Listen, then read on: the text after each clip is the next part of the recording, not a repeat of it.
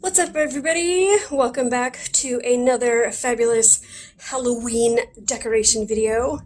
Today we're talking about bats, a quintessential Halloweeny figure. I'm going to show you guys how to make these really cute little bats for super cheap, so easy. These are great little decorations for around your house if you're having a Halloween party.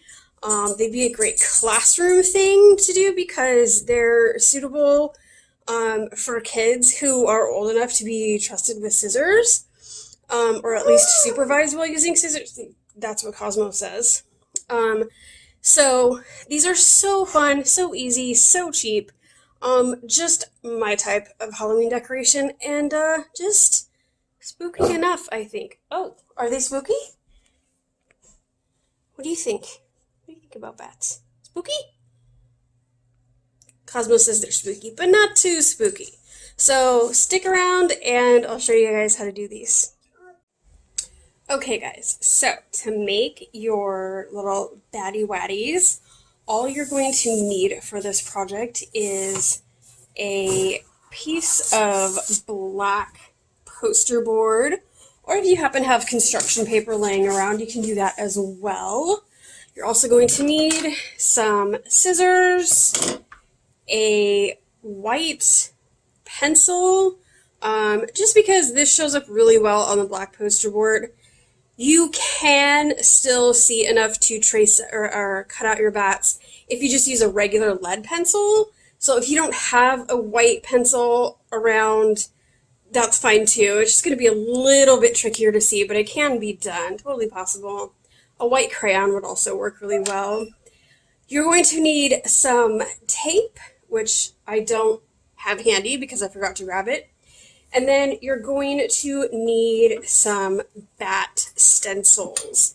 Now, I just found a printable bat stencil on Google Images. There's tons of them that show up. If you just search printable bat stencil, you'll get a lot of different shapes and sizes and all kinds of things. So I just found this one that I liked, and I printed it on some cardstock that I just happen to have, and I got a big one and I got a little one. If you don't have cardstock, it's fine. You can just print on a regular piece of printer paper. But I just happen to have the cardstock, and since it's a little bit thicker, it makes a little bit better stencil. But if you just have the regular printer paper, what you can do is trace out your first bat on the poster board, cut it out, and then use that first cutout as your stencil going forward. It'll just make things a little bit easier to have a little bit heftier stencil. It'll just work in your favor. So I can't really show myself tracing these out because I left my tripod at somebody's house, so I don't have it right now. But once I get them all traced out, I'll show you what that looks like. Okay, here are my traced out bats. As you can see, I crammed as many as I could possibly fit onto this sheet of cardboard paper, or poster board. So you can get quite a lot of bats out of one sheet. So now the next step is just to cut them out. Oh yeah. So I elected to put my batty waddies up in my living room window, which it's not a great picture right now because of the reflection.